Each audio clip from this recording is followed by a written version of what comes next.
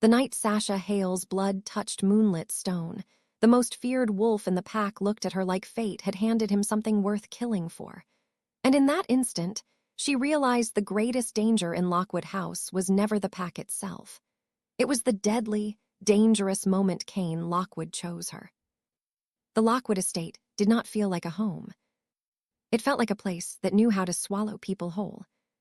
Sasha stood in the entrance hall with her bag still in one hand, taking in black marble floors, towering windows, and iron chandeliers that cast cold light over colder walls. Everything was beautiful in a sharp, deliberate way, like the house had been built to remind everyone inside it who held power and who didn't.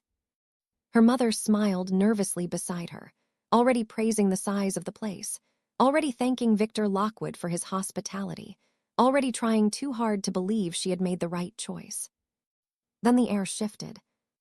Sasha looked up. Cane Lockwood stood at the top of the staircase, one hand resting on the banister, dark hair falling carelessly over his forehead.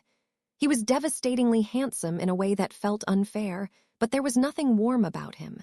His face was calm, his posture lazy, his eyes watchful. Hazel, Sasha noticed, and far too intent. Victor introduced him with the pride of a man presenting a crown jewel. "My son." Cane came down the stairs without hurrying. He stopped a few feet from Sasha and looked at her as if he were trying to place a scent he didn't recognize. "So," he said at last, voice low and smooth, "this is Sasha Hale." "Not welcome, not nice to meet you." Just a statement, cool, measured, cutting. Sasha lifted her chin. "That disappoint you?" One corner of his mouth twitched, though it never became a smile. "I don't waste energy on disappointment." Then he brushed past her. The scent of cedar and smoke followed him, dark and masculine, and Sasha hated that she noticed it at all. That night, she lay awake in a room bigger than any she had ever had, listening to the groaning bones of the estate and wondering why Cane Lockwood had looked at her like she was either a problem or a threat. Maybe both. Life inside Lockwood House settled into a pattern Sasha quickly learned to endure. Power mattered here more than kindness. Rank mattered more than truth. Wolves moved through the house like they were always being measured, and weakness was treated like a stain no one wanted to touch. Sasha kept quiet. She stayed out of the way. She tried to be polite. It made no difference. Victor Lockwood looked through her as if she were temporary. The others were worse. Their glances lingered too long. Their smiles were too thin. They saw her for what she was, an outsider, an omega, a girl brought into the house by marriage instead of blood. Only Alice made the place bearable. Alice had come with Sasha and her mother years ago as part of their small household, and even in Lockwood territory, she stayed what she had always been. Sasha's closest friend, sharp-tongued, observant, and almost impossible to fool. She noticed things Sasha tried not to. Like Cane. "He's watching you," Alice murmured one afternoon while helping Sasha unpack the last of her dresses. Sasha didn't look up. "No, he is." "He is, like he's angry about it too." Sasha gave a dry laugh. "That sounds like a Cane Lockwood problem." But it kept happening. At dinner, Sasha would glance up and find him already looking. In the training yard, she could feel him before she saw him, his gaze dragging across her from the balcony above. In the hallways, he would appear without sound, stepping aside just enough for her to pass, saying nothing, but leaving the air between them tense and strange. He barely touched anyone, barely reacted to anything. But around Sasha, there was always some crackle beneath the surface, as though he were resisting an impulse she couldn't name. The first time it truly unsettled her was in the library. She had gone there late, hopping for silence. Rain tapped softly against the windows. Candlelight flickered across shelves of old leather-bound books. She was halfway to the back table when she stopped short. Cane was already there. He leaned against the edge of a desk, sleeves rolled to his forearms, a glass of amber liquor loose in one hand. His hazel eyes lifted from the shadows and settled on her with immediate focus. "This room isn't yours," Sasha said. He took a sip, gaze never leaving her.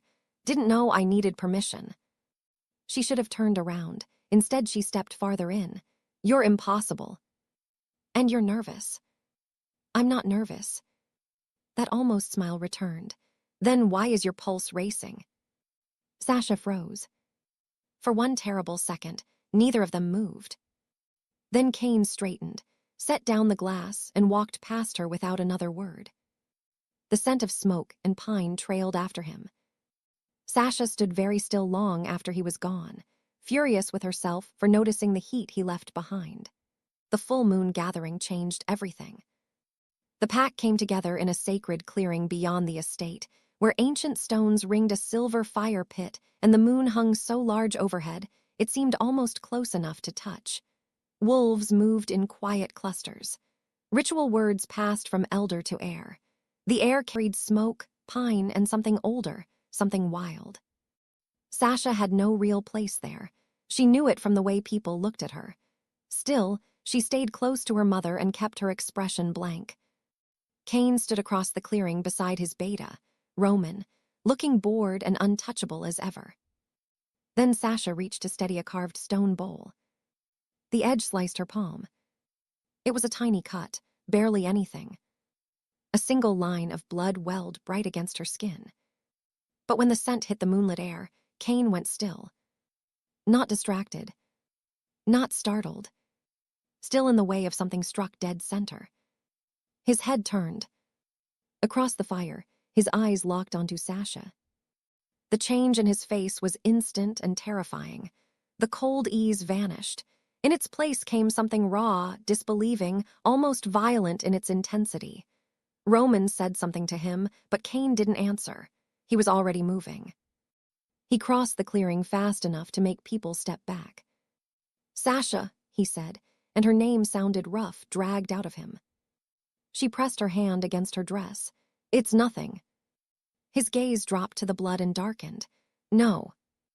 The single word came out like a warning. The nearest wolves had begun whispering. Sasha felt them watching, but she couldn't look away from Cane. He stood close enough now that she could see the pulse beating hard in his throat. His hands flexed once at his sides, like he was stopping himself from touching her. Then, low enough for only her to hear, he said, "Do you feel that?" She didn't answer. Because she did.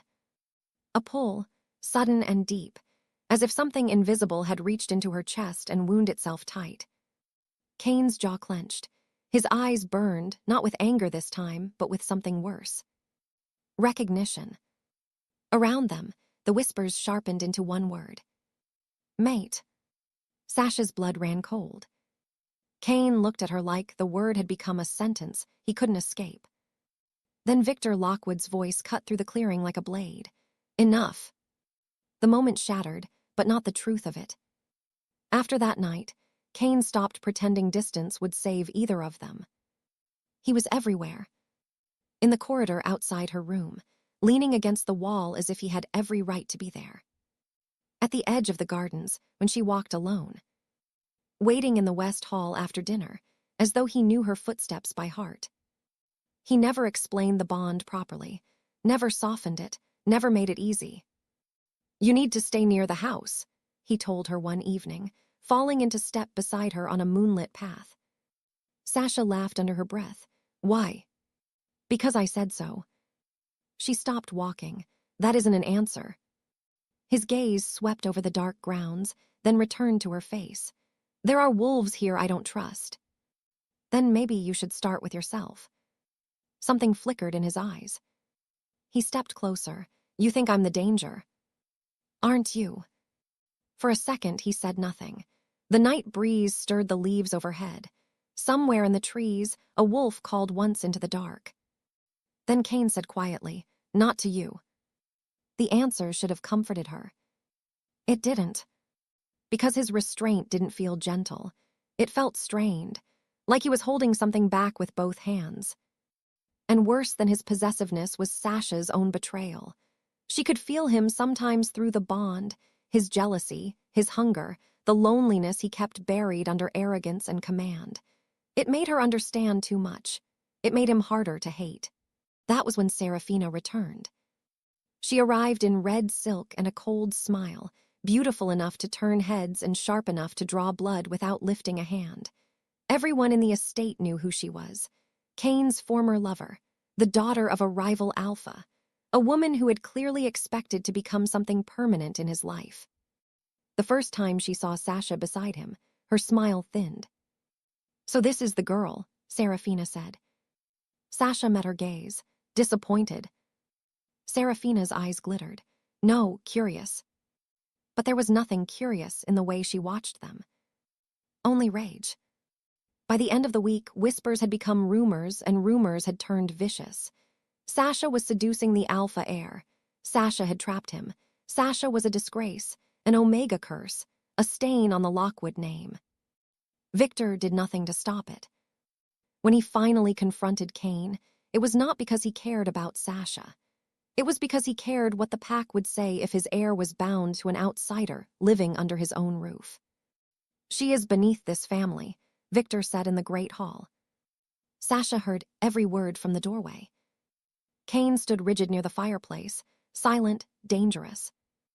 Victor continued, "You will end this." Sasha waited for Cane to laugh, to refuse, to tear the room apart. He didn't. He hesitated. Only a second. But it was enough.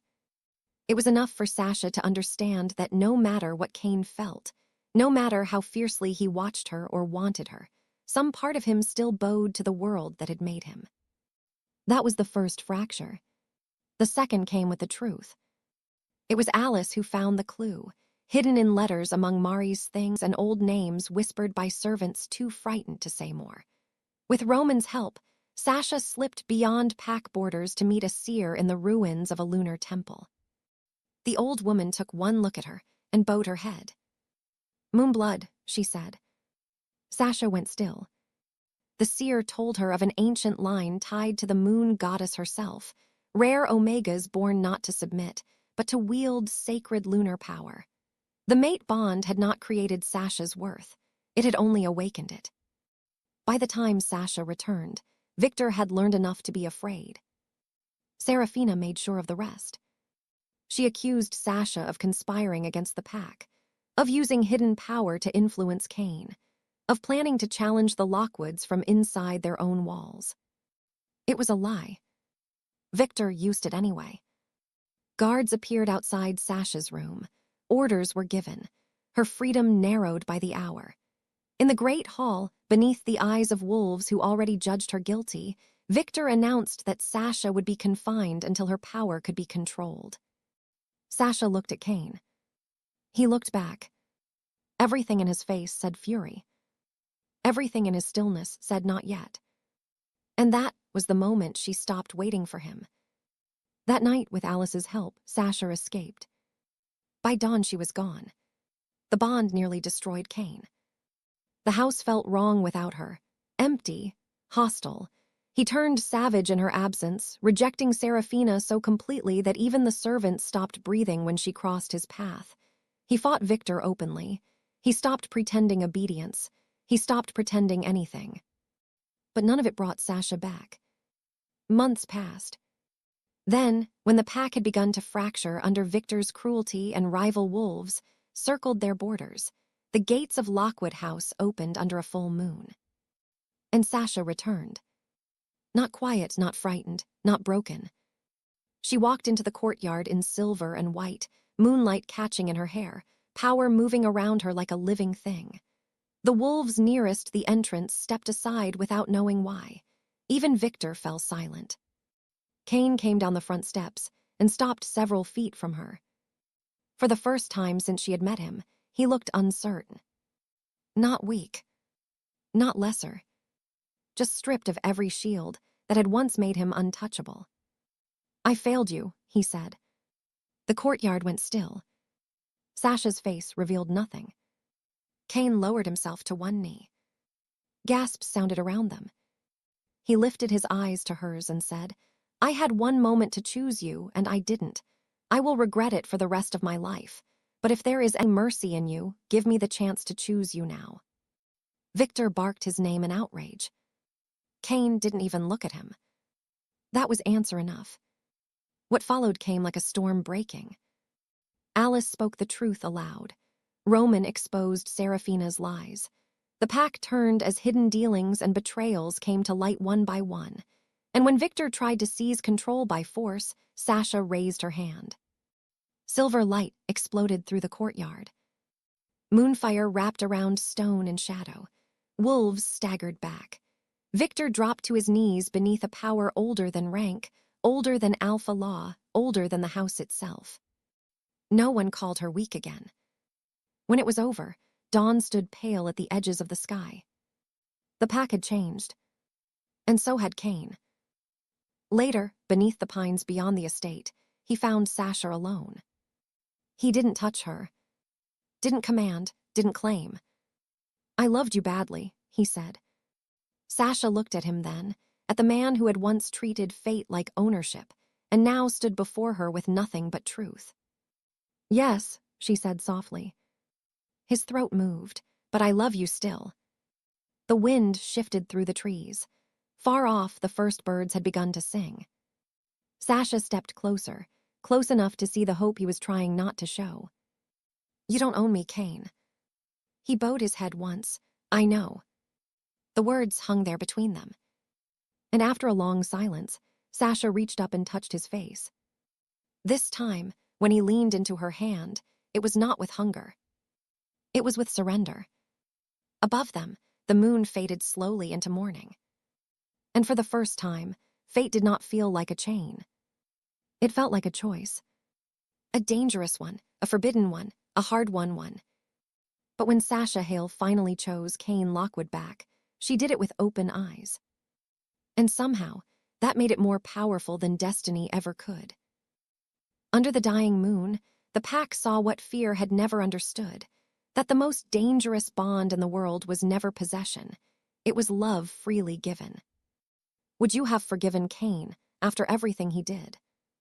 Or did Sasha give him a second chance he never truly deserved? If this story pulled you in, drop a comment and tell me what you think.